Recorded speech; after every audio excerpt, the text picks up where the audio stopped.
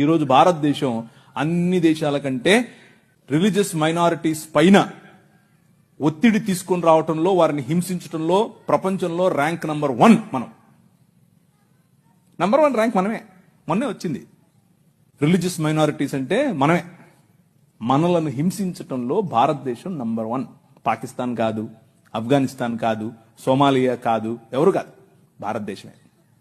చచ్చిపోయిన వాళ్ళను కూడా గుంత తవ్వి బయటకు తీస్తున్నారు ఛత్తీస్గఢ్ లో. ఎందుకు చేస్తున్నారో తెలుసు? ఇదంతా భయం. ఏంటా భయం? మా వీళ్ళందరినీ మనుషులు చేస్తున్నారు, వీళ్ళందరూ సమానం అంటున్నారు. మనుష్యత్వం, మతం మనుష్యత్వం ఎదుట నిలబడలేదు. భయం దానికి. మతానికి నిజమైన మనిషిని చూస్తే భయం.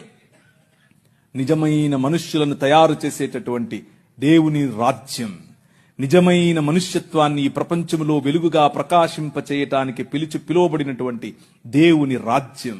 ఆ రాజ్యం నిలబడాలి, ఆ రాజ్యం పోరాడాలి, ఆ రాజ్యం భయంకరమైనటువంటి ఈ ఒడుదుడుకులలో కూడా నిలబడాలి. అలా నిలబడటానికి మీరు, మీ సమాజం, మీ సంఘం పాటు పడాలి.